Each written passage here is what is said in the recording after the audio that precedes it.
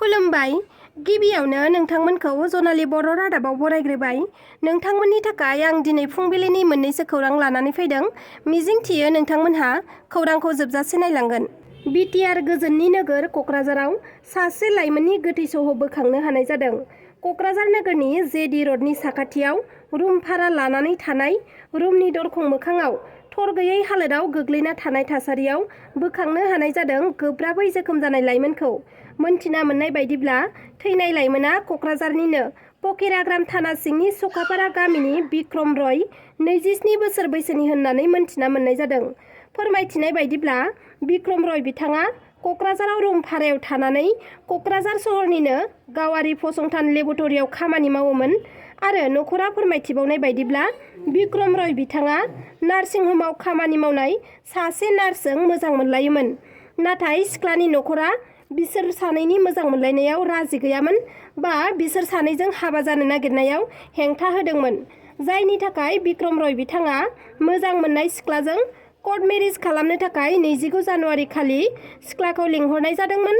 नाथाय सिख्लाया 29 जानुवारि खालि कर्ट मेरिज खालामनो फैनायनि सिगांनो 28 जानुवारि खालि बिक्रम रय बिथांखौ सोरबा दुथाङा खास्रि बिस्रि बुथारनानै गालांदों। सिख्लाया खोथा होनाय बायदिनो कर्ट मेरिज खालामनो थाखाय फैदोंमोन। नाथाय खाफाल गाज्रि गावनि जानो गोनां अनजालुखौ थैनाय थासारियावसो सिख्लाया नुफैयो होनना न'खरा फोरमायथियो। बिक्रम रय बिथांनि न'खरा फोरमायथिनाय बायदिब्ला बिक्रम रयनि देहायाव 2-3 देगारजों सुनायनि सिन दङ आरो आसिफोराबो बौनानै थै ओंखारनायमोन। बेबादिखौ नोजोर होनानै बिथांखौ सोरबा दुथाङा बुथारनायसो होननानै जाथायनि सायाव नायबिजिरनानै दायनिगिरिखौ हमनानै आयेन बायदियै गोख्रों साजा होनांगौनि दाबि खालामदों ओनसोलनि सुबुंफोर आरो बिक्रम रयनि न'खरा। नाथाय पुलिस बिफाना बिक्रम रय बिथांखौ गाव हारसिंनो देगार सुना लादों जानांगौ होननानै बुंथिदों। जेब्ला पुलिस बिफाना बिक्रम रयखौ बोखांनो हायो अब्ला बिक्रम रय बिथांनि आखायाव देगार मोननाय जादोंमोन आरो बिथाङा थैथ'वाखैमोन। देहा फाहामथायनि थाखाय मेडिकेलाव लांनानै बेन्डेज खाबाय थानाय समावसो बिक्रम रय बिथाङा जिउ गोमायो होनना पुलिस बिफाना न'खरनो फोरमायथिदों।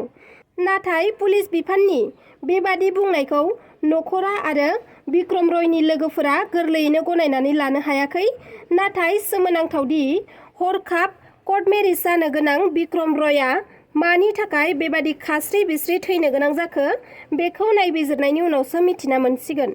साननैसो सिगाङाव बर' बिजोंनि 1 थाखोनि गोदान बिजाब हाबालाइखौ बिमल मुसाहारि बिथाङा फरायसाफोरखौ फोरोंनानै भिडिअ बानायना ससियेल मिडियायाव गोसारहोदोंमोन।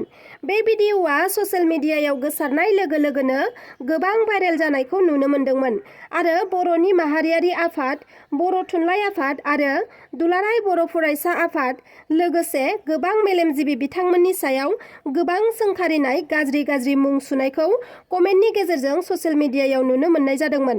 जाय बिजाबखौ बाहायनाङि समावनो बाहायनानै ससियेल मिडियायाव गोसारहोनायखौ लानानै बर' थुनलाइ आफाद, बर' फरायसा आफाद, माहारियारि आफादफोरा फोरोंगिरि बिमल मुसाहारि बिथांखौ दुखु मोननाय फोरमायथिदोंमोन आरो बिथाङा बर' थुनलाइ आफाद आरो बर' फरायसा आफाद, माहारियारि आफादफोरखौ लाजि फोनांनाय जादों होनना निमाहाबो बिनो खावलायनाय जादोंमोन गुदि फरायसालिनि फोरोंगिरि बिमल मुसाहारि बिथांखौ।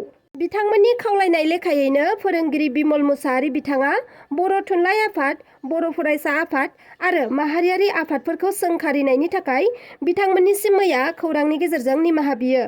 थांनाय साननैसो सिगाङाव हाथरखिखौ थगर, थाइजौखौ आइ, सेरजाखौ एम्बु, इसिं न'खौ पइसिं, दाउब'खौ बरफ बायदि बायदि गोरोन्थि सोदोबजों लिरनाय हाबालाइ बिजाबखौ फरायसाफोरखौ फोरोंदोंमन बिमल मुसाहारि बिथाङा।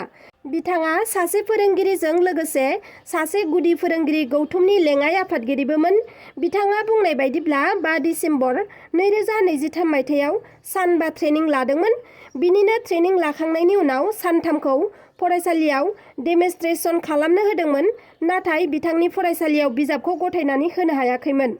उनाव 22 दिसेम्बराव माजबात ब्लकआव बिजाबफोरा सौफैदोंमोन आरो 23 खालाराव CICफोरा लानानै थांदोंमोन आरो 24 डिसेम्बराव गुदि फरायसालिफोराव राननानै होनाय जादोंमोन आरो बिजाबखौ राननाय समाव बिमल बिथांखौ बुंनानै गालांनाय जादोंमोन जे बे बिजाबफोरखौ गुनु उत्सबनि थाखाय एक्सट्रेनेला नायबिजिरनाय जागोन, बिनिखायनो गोदान बिजाबखौ फोरोंनाय डेम'केनिखौ एपेलेन्ट ग्रुपआव हरनो थाखाय खावलायनाय जादोंमोन आरो खावलायनाय लेखायैनो बिथाङाबो हरनाय जादोंमोन।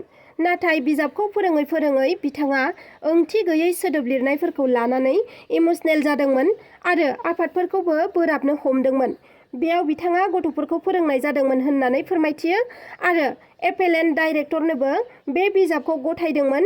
एपेलेन्ट कनसाल्टेड पार्सन डक्टर सुभाष राभाजोंबो बिजाबखौ सोलायनो थाखाय सावरायनाय जादोंमोन आरो 12-13 अक्ट'खालिबो उदालगुरि जिल्ला बर' थुनलाइ आफादनि थान्दै मेलायावबो थांखि गथायनाय जादोंमोन आरो बेनि उनावबो बक'नि जानो गोनां थान्दै मेलावबो बे गोरोन्थि लेखाखौ बर' थुनलाइ आफादनो गथायनो थाखाय गुदि फरायसालि गौथुमनि आफादगिरि नेहाथारिखौ खावलायदोंमोन बिमल बिथाङा, नाथाय रावबो बिथांनि खावलायनायखौ नाजावाखैमोन।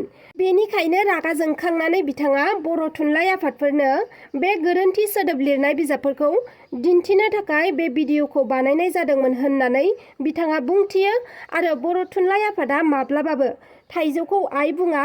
बेयाव बिथांमोनखौ सोंखारिनाय बाथ्रा बुंनायनि सायाव फोरोंगिरि बिमल मुसाहारि बिथाङा ससियेल मिडियानि गेजेरजों बर' थुनलाइ आफाद आरो बर' फरायसा आफाद, माहारियारि आफादफोरनियाव निमाहा बियो आरो बिथांमोनजों लोगोसे खामानि मावफालांफिननो हानाय सुबिदाखौ जाहाथे मोनफिनो बिनि थाखायबो खावलायो बिथाङा। आलफानि आखायाव हमजादों आसाम पुलिसनि सासे संगालि। आसाम पुलिसनि स्पेसियेल ब्रान्चनि साब इन्सपेक्टर मानास बरग'हाइआ आलफाजों हमजादों। मानास बरग'हाइखौ आलफाया एरेस्ट खालामनायनि मोनसे भिडिअखौ आलफाया फोसावदों। मानास बरग'हाइ उफ्रा मुं मुकुट असमआ संगालि खालामनो थाखाय आलफायाव हाबहैदोंमोन। भिडिअनि गेजेरजों मानास बरग'हाइआ फोरमायथिनाय बायदिब्ला थांनाय 2021 मायथाइयावनो आसाम पुलिसनि स्पेसियेल ब्रान्चनि साब इन्सपेक्टराव जयेन जादोंमोन मानास बरग'हाइआ। आइडि नाम्बारा A3719634221। आलफायाव संगालि खामानि मावहैनायनि सिगां पुलिसनिफ्राय गोबां खेब फावथिना खालामनाय जादोंमोन जाहाथे आलफानि नोजोरा गोग्लैयो। थिग बेबादिनो पुलिसआ मानास बरग'हाइखौ खेबनै खेबथाम एरेस्ट खालामदोंमोन आरो हगारफिनदोंमोन। उनाव गमामायैनो आलफानि नोजोरा मानास बरग'हाइनियाव गोग्लैदोंमोन आरो मानास बरग'हाइखौ फोथायनानै आलफायाव लानानै थांदोंमोन। नाथाय बियो आसाम पुलिसनि जाफुंसारनायसोमोन होननानै फोरमायथिदों मानास बरग'हाइआ। थांनाय 2021 मायथाइयाव जेब्ला आसामनि DGPआ भास्कर ज्योति महन्तमोन, बै समावनो जिपि सिं, मानास सालिहा आरो दिगम्बर पान्डे बिथांमोननि थिननायाव आलफायाव संगालिनि खामानि मावनो थाखाय हाबहैदोंमोन। आलफानि दैदेनगिरिफोरनि सायाव नोजोर होनाय, बबे समाव हाथियार लायो आरो बबे समाव हाथियार लाया, बबे समाव उन्दुनानै सिखारो आरो बेसेबां रैखाथि हान्जा थायो, बेफोरनि सायाव नोजोर होनानै गासै खौरांखौ आसाम पुलिसनो दैथायहरनायानो खामानिमोन होननानैबो फोरमायथिदों आलफाजों हमजानाय मानास बरग'हाइआ। आरो गावनि अनगायैबो आसाम पुलिसजों आलफायाव दैथायहरजानाय गोबां दं, बिनि मादाव आइजोफोरबो दं। आलफानि दैदेनगिरिफोरखौ माबोरै गावनि फारसे गोसो बोहोनांगौ बेनि सायाव आइजोफोरनो ट्रेनिं होखानायबो जादों होननानै भिडिअनि गेजेरजों फोरमायथिदों हमजानाय मानास बरग'हाइआ। नाथाय मानास बरग'हाइनि बेबादि संगालि खालामनो आलफायाव थाहैनांनाय खौरांखौ बिमा बिफाया माब्लाबाबो मिथिफेराखैमोन। जेब्ला फिसाज्लाया परेश बर'आ दैदेननाय आलफा उदांजों हमजायो अब्लासो मिथिदों जोनोमगिरि बिमा बिफाया आरो फिसाज्लानि हमजानाय खौरांखौ मोननानै बिमा बिफाया जाहाथे गावसिनि फिसाज्लाखौ जेबो देहानि खस्थ' होआ बा जिउ जोबनाय साजा होआ, बेनि थाखाय गाबै गाबै फिसाज्लानि जानानै परेश बर'आ बिथांनिसिम निमाहा बिदों आरो मानास बरग'हाइआ बिमा बिफानि नायल' जाल' सासेल' फिसाज्ला, बिनिखायनो मोजाङै मोजां हगार हरफिननो थाखाय गाबै गाबै खौरांनि गेजेरजों खावलायहरदों। हाग्रामा महिलारि बिथाङा दैदेननाय BPF हान्जाया राजनीतिक बिथिङाव गोख्रोंनिफ्राय गोख्रोंसिन जाबोनायखौ नुनो मोननाय जादों। गोहोआव थानाय बिटिआर सरकार थामहिनबा प्रमद बर' दैदेननाय UPPL दोलोआव जगदान जानायनि सोलाय गोहोआव गैयै BPF हान्जायाव सुबुंफोरा लोब लोब जयेन जाफैनायखौ सानफ्रोमबो नुबाय थानो मोननाय जादों। मैयाबो चिरां जिल्लानि सिङाव थानाय बामुनगावआव BPF दोलोनि गोख्रों दैदेनगिरि जिसुया सामफ्रामारिनि दैदेननायाव BPF हानजाया जयनिं हाबाफारि खुंफुङो। बे जयनिं हाबाफारियाव क'क्राझार, चिरां आरो बाक्सा जिल्लानि माखासे ex-NDAB बिथांमोनजों लोगोसे फरायसा आफाद एबसुनि बारग' दैदेनगिरिफोर गासै सा 180 जन सोद्रोमाफोरा BPF हानजायाव जयनिं जायो। बे हाबाफारियावनो बाहागो लानाय BPF दोलोनि दैदेनगिरि जिसुया सामफ्रामारि बिथाङा माखासे गोख्रों बाथ्रा बुंथिनायखौ नुनो मोननाय जादों। ex-NDABफोरा माखासे गोलाव समनिफ्रायनो गाव गावनि न' नागारनानै बर' हारिनि थाखाय आलादा बड'लेण्ड सोरजिनायनि थाखाय थै-थां नांथाबबोदोंमोन।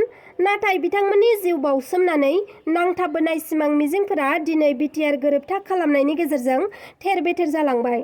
नाथाय दिनैनि थासारियाव बिथांमोनखौ सैमा मासेबो सोङै बायदि थासारियाव सोरखौबा नुनो मोन्दों होनना बुंथिदों BPFनि गाहाय दैदेनगिरि जिसुया सामफ्रामारि बिथाङा।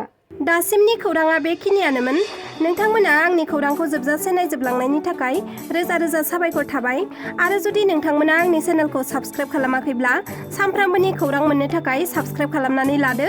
लोगोसे लाइक, शेयार, कमेन्ट खालामनो दाबाव। एसेनोसै, गोजोन्थों।